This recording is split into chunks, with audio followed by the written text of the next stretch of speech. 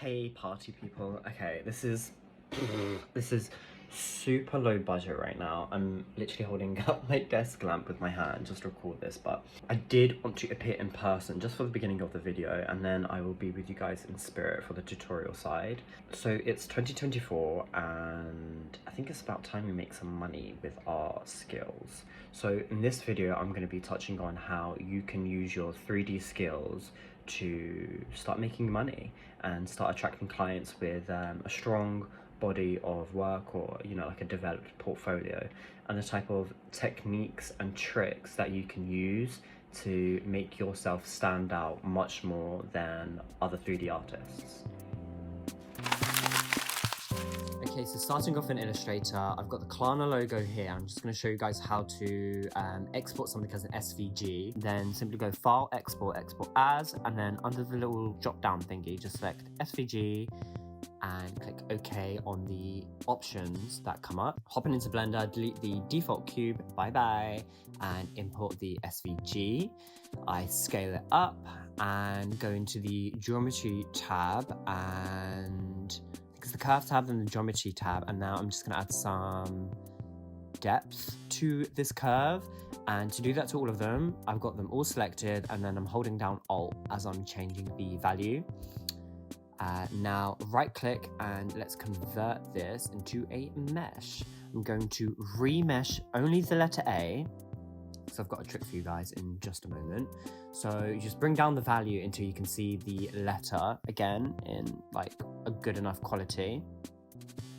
And instead of doing this to every single letter, what we're going to do is select all of the letters together and then select the one that has the modifier. Just hit the little drop down button and click copy to selected. Now they've all got the modifier. We're just going to be working on the scene now. I'm going to hit Shift A and add a plane, scale it up, tab to go into edit mode, and E to extrude one of the faces. Now hitting one of the edges, I'm going to go Control B to add a bevel, right click shade smooth, and now this is basically going to act as our backdrop.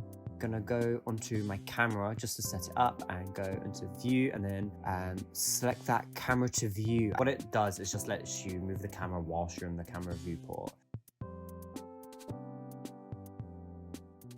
Now this is completely up to you. This is just how I'm setting my scene. Honestly, everything in this tutorial is basically down to how your preferences, even when it comes to the lighting and some of the other elements that are gonna come up. Right, so I'm just going to unhide the Klarna logo, and I'm going to put it into camera view. As you can see, the origin point is kind of over here right now. So just right click and go to set origin to geometry. Now, if I move any letter, it will move around its specific axis, as you can see here with the letter K. I'm just going to reset that. For now, and show you guys my render settings. So I'm rendering on Cycles GPU, about 300 samples. I'm pretty sure I leave everything basically the same besides the world strength. I'll just turn that down to 0, so when I add lights, I can see exactly how the light is affecting the object in the scene. So another quick tip is, obviously as you're working in Blender you can see the whole scene, but if you want to black that out so you can only see what your camera's seeing, just go into the camera settings, then under viewport display, turn up the passport, I think that's what it's called, I don't know, but turn that up to 1, and that will basically black it out, so whenever you're on the camera view you're only seeing your scene. So for now guys, I'm literally just playing with a couple of different lights. I'm just trying to get something where you can see the text, but the text doesn't look flat up against the black background.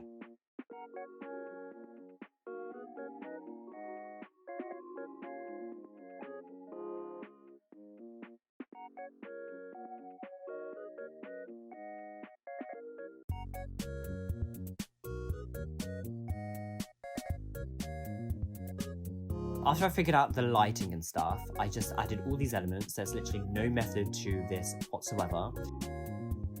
These are just, some of them are Blender native objects. So there's a couple of spheres and a couple of cones and a torus. So those are all from Blender, but these black ones right now that have like the SVG material, they are also SVGs, and I'm going to show you guys how to get something like them in just a moment. But as you can see, I'm just kind of playing around with the rotation of the letters and the spacing just to make this feel a bit more fun.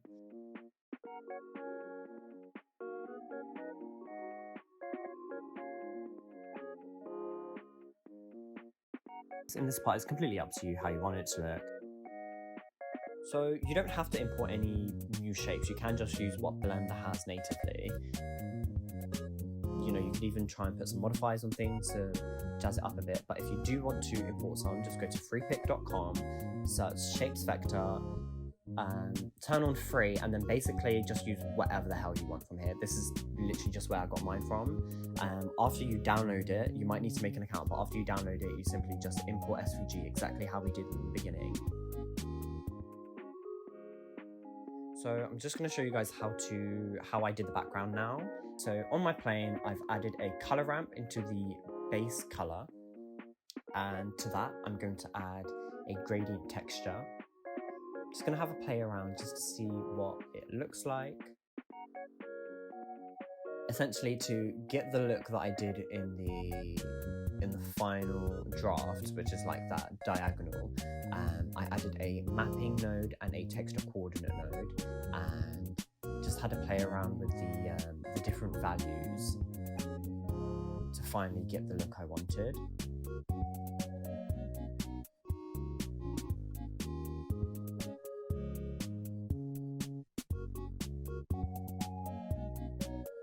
If you're copying me one-to-one, feel free to pause and to use some of the values that I've been using here. But after I sorted out the background, I went back in and I changed the materials of the letters just to make it glassy. I liked the reflective look.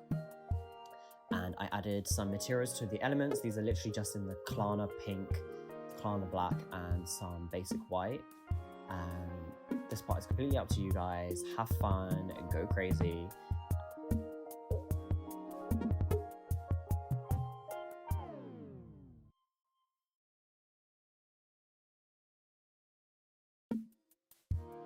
And then I just finished off with adding one other light just to really add a bit more focus on the logo. And yeah, this is kind of how it came out, guys. Now you guys know how to make this type of branding work, so that when you do reach out to potential clients, or when you're updating your website or your portfolio, the type of work that you're presenting to people isn't just random 3D things, but it's showing that you have initiative, showing that you have the ability to think outside the box. You're able to take your 3D skills and apply a brand's image and identity to create something that kind of like expresses who they are. I know that sounds like a lot of buzzwords, but all of that's to say that when you use a company's branding elements, it shows that company that you know how they're perceived, and that's really valuable to them because they usually spend a lot of money developing these branding elements. So if you do that, and if you do it successfully, it can put you quite a few steps ahead someone else who's like another potential candidate, for example. So yeah, that's the end of the video, guys. This is my final finished product. Hope you guys enjoyed this video. If you did, please give it a thumbs up and subscribe and leave a comment. If you're a fellow artist, please do reach out on Instagram at blustar Inc. I'd love to see your work, or if you want to collab or anything like that, please do let me know. But for now, this is Blustar signing off.